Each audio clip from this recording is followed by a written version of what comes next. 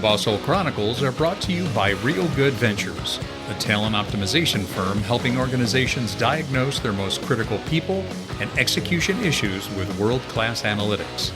Make sure to check out all the resources in the show notes and be sure to follow us and share your feedback. Enjoy today's episode. Welcome back to the Bosshole Chronicles, all of our listeners out there in the Bosshole Transformation Nation. My name is John Brower.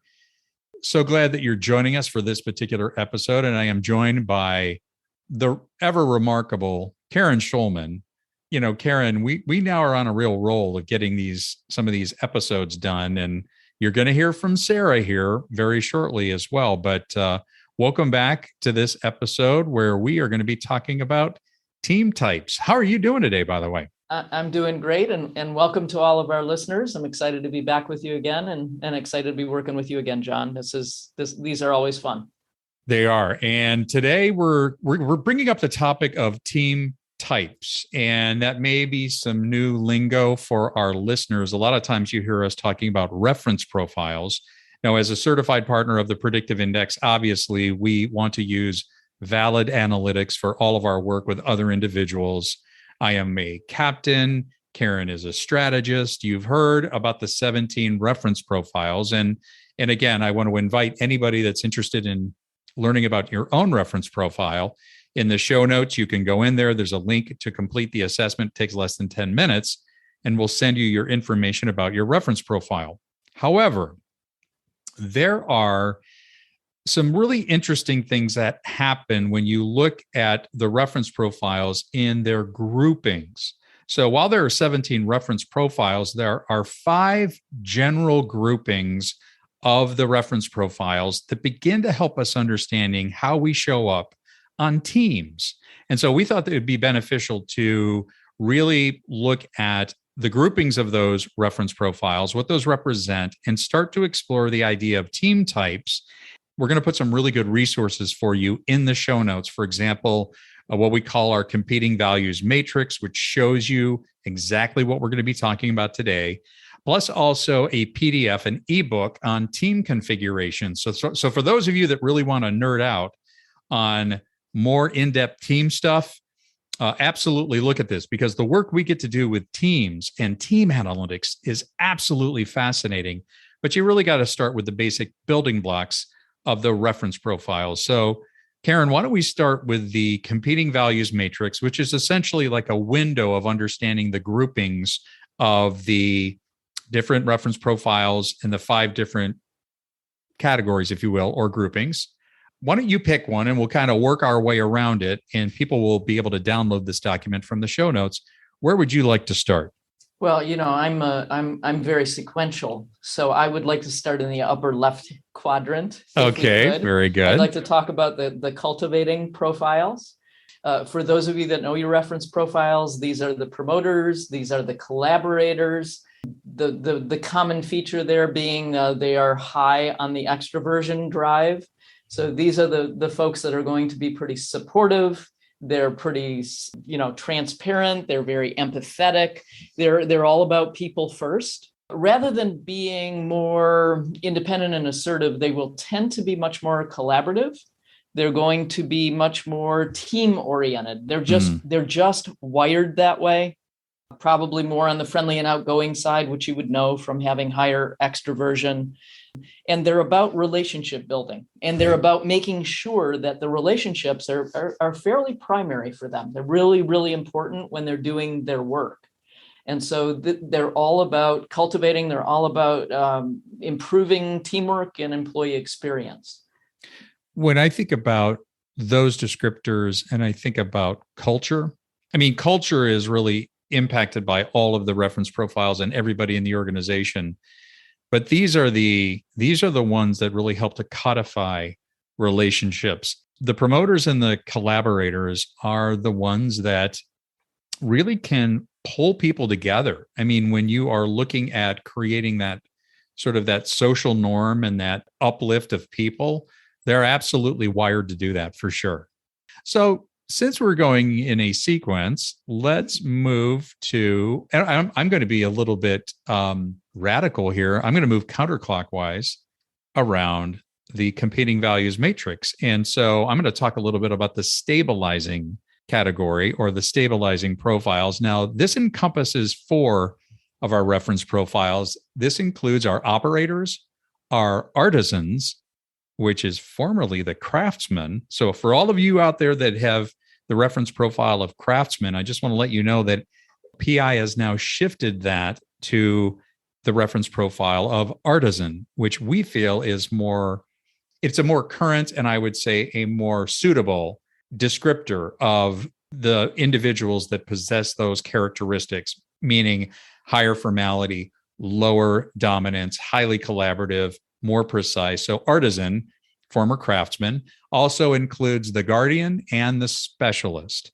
So these individuals are known for being very well organized, process focused, coordinated, and very efficient. So the reason I wanted to pick this, Karen, is because these are all the things I'm not. You already know that. But what makes this so great in terms of understanding people and their stabilizing characteristics is that they are able to bring order to what otherwise could be seen as a very chaotic and undisciplined sort of environment. And that can happen a lot of times with, well, just in terms of a business context, what with the upheaval of COVID, the changes taking place within the organizations, the uncertainty of everything happening, what we found through our work is that people were craving stabilization. And if you want stabilization in an environment, if you want something to be coordinated, efficient, orderly, then you want to draw on those people that understand that world naturally. And then those would be the operators, artisans, guardians, and specialists. Right. So one other really quick side note, because understanding a team type is really critical. If you had a higher collection of stabilizing reference profiles, they're designed to do those things very well. Just like the cultivating teams are designed to create culture and connection and a socially relevant environment, stabilizing teams are really built to provide order and a groundedness, if you will, when you don't have it. These are the process and precision folks. Right. When you need procedures, when you need processes, when you need guidelines, these are the folks to rely on because of that high formality. Yep. You want to bring them into it. Great. All right. So Karen, who's our third group? Well, I'll continue with counterclockwise because otherwise I might get myself in trouble. All right. So we're the lower right-hand quadrant of our matrix. This is the producing team. So these are the reference profiles of the controller, the analyzer, the strategist, and the scholar. Mm-hmm. These are folks that will typically be relatively high in dominance and relatively high in formality. And they are all about producing. They are all about getting results. They are all about being disciplined. These are the folks that will drive to move forward and get the results that the organization needs to get. These are the folks that will tend to be, and I fall in here. I'm a strategist. So right. I can be rather demanding, and at times not as much as I was when I was younger, but I can be fairly competitive too. But these are the folks that are all about, what are the goals? How do we get there? Let's get there. Let's get the results that we need to get. And these are the folks, and I will put myself in this category, that a lot of times it's not about doing things. It's not about saying things in a fluffy, nice kind of way. These are the folks that will oftentimes tend to be more direct, pretty candid, pretty matter of fact, and especially if they're stressed. I think bluntness is a fair word that will come forward. Well, I think pragmatic is another word I think about. Now, interestingly enough, because we're now at the opposite end of the cultivating group, you can start to see the juxtaposition between those two. And now, again, you can run into a great complementary scenario, but you can also run into some real conflict. So if you have a producing team or a producing individual working with a cultivating individual, they can complement one another, but it's not unusual for that very pragmatic, forward-thinking, driving, producing individual to get frustrated because the cultivating individual is perhaps slowing the pace a little bit, really focused on the people and the relationships, more so trying to get collaboration taking place. And that's why understanding team reference profiles and team types and where people fall on the competing values matrix is so really helpful, because it can explain some conflict, but it can also help reveal great areas of complementary skills and traits. And I think you raise a great point. You knowing where people land and knowing how teams are structured, you can utilize and get a better perception of things by playing into how people work and what works best for them. Yep. You can see things in a more well-rounded basis. But yeah, it can be a source of conflict because it's not exactly seeing eye to eye. If you're all people focused, you're not exactly necessarily always focused on the results, and vice versa. As a matter of fact, I had a read back this morning with a gentleman who is he's in the group that we're going to talk about next. He's a venturer, and he realized just without previously lacking his self-awareness and his awareness of others, he said, I had no idea the impact I was having on this individual and how I was holding them back until I not only understood my data, but theirs as well, which is really the whole point of this. Okay, so since I sort of revealed our next group where our venturers, our captains, our persuaders, and our mavericks live, this is the exploring group. So we've now come full circle up to the upper right-hand corner of the competing values matrix. So this is where I live, all right? This is where I live in terms of my characteristics as a captain. So we are known for being visionary, innovative, comfortable with risk. Exploration and innovation is what we're all about. And we want to try new things. We are not afraid or deterred by the risks that are perhaps presented. This is now where we also find our other diagonal comparison, if you will, between exploring and stabilizing. So these two groups are at opposite ends of the spectrum. While I, as a captain, and including my fellow persuaders, mavericks, and venturers, very comfortable with risk, comfortable with innovation and trying new things without really testing them, that can really be a source of frustration for the stabilizing group. You know, they're the ones that are saying, whoa, tap the brakes here. We haven't tested this theory. Are you sure this isn't going to destroy, our organization? The process is unproven. And we're typically the ones saying, don't worry about it. We'll figure it out if it goes wrong. And that is a great example of where you have two people working at opposing objectives, where they can work in complementary ways if they understand the strengths that both bring to a situation. There's a complete difference in risk profiles between exploring teams and teams that are stabilizing. Yep. That exploring teams are like, no, if something goes wrong, it's not really a risk. If something goes wrong, we'll fix it. It's not really a big deal.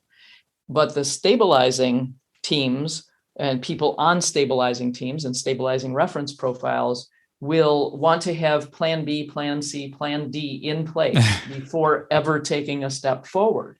And so right there, it's totally competing with one another, just from a risk standpoint. It's that tension, that natural tension, because you're pulling in different directions. That's right. One is trying to protect from risk. One is like leaping off the edge of a cliff into risk. And it's not right, wrong, good, or bad. It's a matter of finding that balance. Right. And can you work together and understand, now that you've explained to me where you want us to go, right? Maybe that's not so risky after all. Sure, let's give it a try. Or, somebody from the exploring side might say, wow, that could be a potential big risk. I never even thought about that. Maybe we better slow this down. Right. Which is good counsel all the time. That is for sure. So we have a fifth group, kind of a unique group that lives in the middle of the competing values matrix. Karen, you want to tell us about that group? Yeah, sure. So we call this the flexing group. These are the adapters and the altruist and the individualist reference profiles. And the reason they are considered flexers is that they have the capability of, quite honestly, taking on the characteristics, if they need to, of being more exploring if they have to be more innovative, more visionary. They could be more cultivating. They could be supportive and transparent and empathetic. Mm-hmm. They could, if they needed to be, they could flex and become more of that stabilizing process and precision type of person if they need to be. And they could potentially also flex and become more producing, focused on the results and being more disciplined in their approach to work. So they really had these three reference profiles, again, adapter, altruist, and individualist, have the capability of being what you need them to be, and especially easier if it's understood what their role on whatever team they're on. I've had a couple of folks that are in the flexing group express, some of them kind of like that. I mean, the ability to migrate and move. And typically you can get you'll get an altruist and an individualist. They're truly flexing patterns, but they tend to favor one of the four quadrants. I mean, like I was working with an individualist who really kind of favors the cultivating, but his capacity to migrate and move into the other ones is still very strong. Same with the altruist. But I've had it in the past, maybe an adapter say, I'm not sure I really like that. I mean, it's like I don't live anywhere. And I said, oh, that's a superpower. I mean, your ability to move and support and guide people and lead from a variety of positions actually can be a real attribute. So don't discredit it. I mean, like all of these have certain attributes, and we know any of those attributes, if overemphasized, can become a liability. The key is not let them become overstimulated or emphasized to where they become a problem. No, I always encourage our flexing reference profiles, own that and understand yourself and your impact on others. That's what self-awareness is about. And then when you understand the other reference profiles, that's when you can really understand the nuances of your team. Who are the people around me and what are we really designed to do? One more comment about the flexors. I don't know if you hear the terminology utility player very much anymore in baseball. Oh, that used to to be pretty popular when I was growing up. Mm-hmm. And I look at the flexors as utility players. Whatever the team needs, if there is an area on a team that is not occupied by somebody, if you have one of those flexors on your team or a couple of the flexors on the team, you might call on them to be your utility player and behave in a certain way and provide certain skills and certain abilities that it would be difficult for other people to flex to, adapt to. It's interesting that you say that because, well, one, you won't know to do that if you don't have the data on your people. That's why we never engage with any team or individual or organization unless we are supported by the data, because otherwise you're just guessing and we never guess. But I have a colleague who has yet to really apply fully the data and the power of predictive analytics like PI. And there's an individual on his team that he keeps moving to different areas because the owner thinks, oh, I can get, he's great at everything. I mean, he's really helpful in these different areas. And I think he uses him like a utility player. But what I don't think he sees is the frustration that this person is experiencing and the misalignment and misfit that he finds himself in currently. He's in a role right now that for which he is not well suited. And you can see that by the stress and strain and his poor performance, but nothing is being done about that. And that's where you start to get people moving into a level of anxiety, stress, burnout, disengagement, and that's when they become a flight risk. So why are team types so critical to understand? Well, every team is perfectly designed to get the results it gets.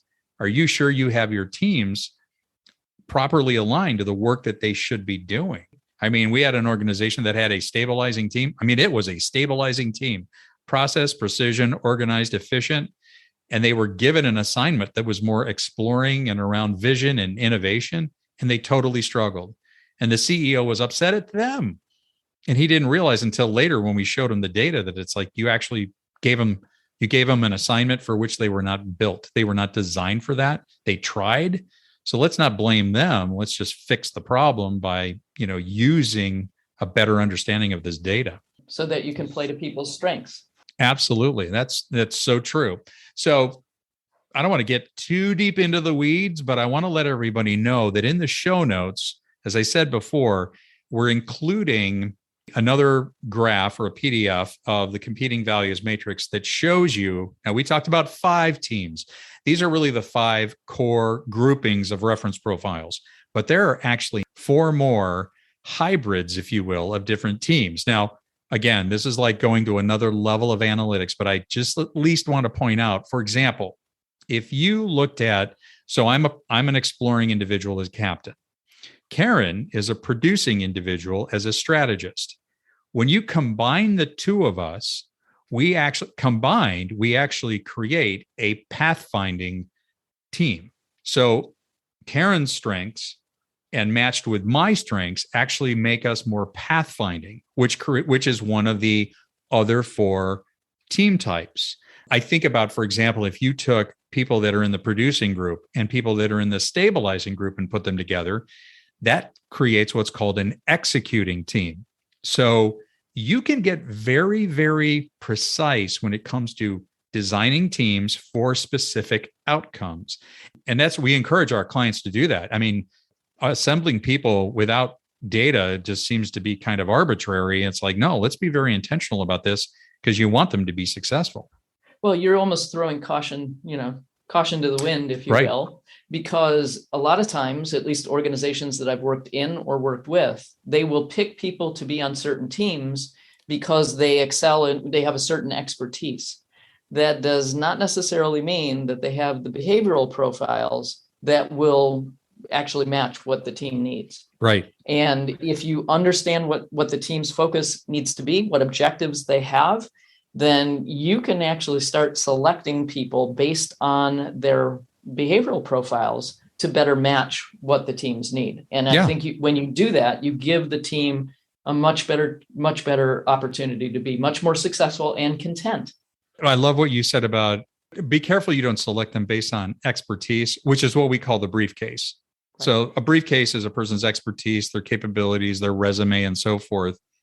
And there's a really bad assumption that is made that, well, because they have this expertise, they're going to function this way on a team. And that is a huge mistake. That is a big error. You want their team participation really to be governed by their fit based on the need, based on their behavioral wiring. So for everybody out there, check the show notes. We've got the competing values matrix. And as you look at it, and listen to the podcast, you'll just understand how we walk you through those 5 teams. And then we're going to include the other 4 teams in a different matrix. It's the same thing. It's a competing values matrix, but it includes the other 4.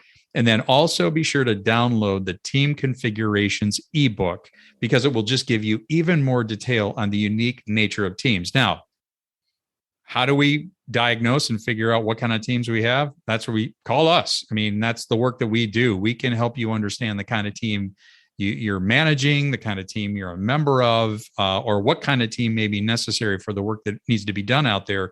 But this is the sort of stuff that organizations, when they start to use this, they start to see performance, retention, engagement, all begin to elevate. Because as you said, we're playing to their strengths. We're putting people together based on what they can contribute and how they're optimized in a particular role.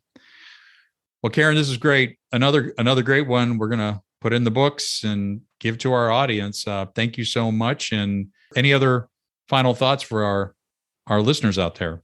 Yeah, I understand that this can be a lot to absorb. And obviously, if you need help with understanding your teams, give us a call. Let us know how we can assist you. We'd be happy to do that. Absolutely. All right. Hey, everybody, take care. We'll see you next time on the Bosshole Chronicles. We'd like to thank our guest today on the Bosshole Chronicles. And if you have a Bosshole Chronicles story of your own, please email us at mystory@thebossholechronicles.com. Once again, mystory@thebossholechronicles.com. We'll see you again soon.